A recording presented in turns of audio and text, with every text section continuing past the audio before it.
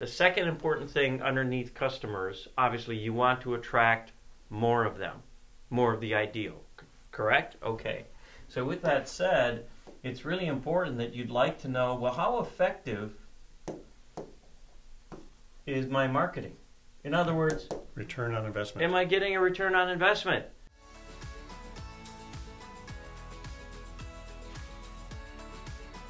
And there's a bunch of numbers in the background here, but you're going to want to know how to do that. And it's really not all that magical or mystical. We could take you through it in about 5 minutes, not now, and show you how to calculate the return on investment for a marketing campaign. We've done it with clients. We've evaluated B&Is and whether or not that investment, both in dollars and time, is really going to provide a return on investment. We can do it with a marketing campaign. We can do it with, some of you might be familiar with every door direct mail campaigns. Fine. We can take a look at the dollars and the cents and we'll reduce it all the way down to, and you need to know this, is how many leads and therefore how many clients and customers do I need to get from that marketing campaign to pay for it. Right, and we're talking about ROI in dollar cents because there's sometimes ROI in non-dollar cents. As in like social media, there are very little dollar cents return on your investment in your time that you spend on social media. But you're building social capital, you're building influence, you're building some exposure to your business, which in turn you want eventually to turn into dollars. Okay, so return on investment can be fast or it can be slow. If it's still a positive return on investment, but it doesn't start to show itself based on, like, for example, the social media communication channels for creating that profile and that reputation in the target market, then we know that might not manifest in results for 3 to 6 months. Yep, or a year or two. Or a year. Because we're building audience here, and we're getting a following, and we've gotten interest, and you've actually talked about your influence has improved with your groups, so that they're watching the videos, even though they may not be interactively engaging directly. Yeah, we'll be specific. I just looked at the numbers this morning. We've got approaching 300 people now that maybe they're repeat, maybe they're new, who are tuning in and either watching it now or they're looking at it a little bit later. All right, great. Let's keep moving. Target market and US, and then next is USP. Yes, the next one is the USP. I know it's an acronym and that, so on and so forth, but USP stands for Unique Selling Proposition. Ooh, big words. Okay, unique selling. You get it. What makes me unique? What is it about what I do and how I do it that is different from the next guy and also creates relevant value, okay, for my, guess what, target market that makes people remember me. My unique selling, the proposition is essentially what's my promise to the marketplace.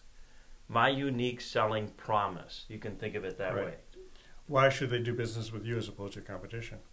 Well, yeah, and you all have favorite vendors. You all have favorite restaurants. We all have those favorites. Well, they're favorites for a reason. We like how we're treated. We like the timeliness of that vendor's supplier, if you will, their response to questions that I have. Just this morning, I had to launch a question off to one of the services that we use for evaluating companies, and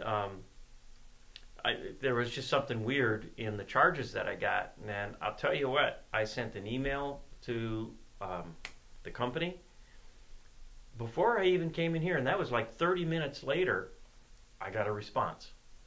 I'm like, wow, I didn't actually expect, because you know how that happens, right? Contact us, right? Email, send in an email. It might be 2 days before you get a response. Nope, in 30 minutes or less, because I've been back and forth, we had a response. So, hey, your unique selling proposition. We have a very specific set of steps that we take you through to create that. I had a gentleman the other day tell me, well, I'm not really interested in that because all of my competitors and me, we just say the same thing. And I'm going, hallelujah, hallelujah. This is the richest, most fertile soil that any coach would want. It's because you're saying the same thing that makes the opportunity for identifying what your uniqueness is all the greater. Does that make sense? Well, you can't respond. You could respond, but that's where we go. Okay, the last pillar under customer is the what communications, that's communications, channels are the best, that's an R, the best channels. And we're talking about marketing or talking about sales? Marketing. Okay. Marketing.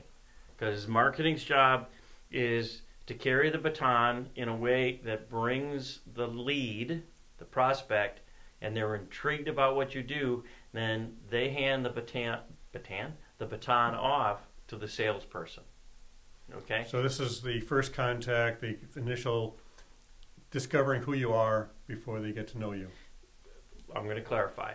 The communications channels are to say what are the correct, because in our environment today, there's all kinds of communications channels. I can get my message out through social media. I can get my message out through networking groups. I can get my message out through strategic referral partners. All of these channels are valid. And then there's advertising. There's hard print advertising. There's digital advertising. Think about it this way. There's 3 different huge channels. Digital marketing is one. And I think most people will get that. That's my website, that's my SEO, that's my social media, that's my email marketing, et cetera, et cetera. That's the digital marketing piece. Got it? Okay. The second one is me. I'm just out in the market. I'm joining networking groups. I'm getting out. Okay. This is the working on your business, not in your business part. And so we do a lot of seminars for the general business public to attend. Most of them are free, by the way. And heavy content, very, very good content. I shouldn't pat myself on the back, but we pride ourselves on that. So that's a human channel where we're out networking, seminars, speaking engagements, etc. Then the third one is, and it's not dead, it's various forms of direct hard copy marketing. I guess what they used to call traditional marketing, or we're calling it traditional marketing, which is what? Radio, TV, newspapers, magazines, direct mail. Flyers, you name it. Okay, anything where you're substituting a hard copy substance for yourself and digital marketing. Okay, so we've already covered yourself, we've already covered digital marketing, and then hard copy marketing would be the third big one. So the big question is, what do you pinpoint in where your spending dollars go?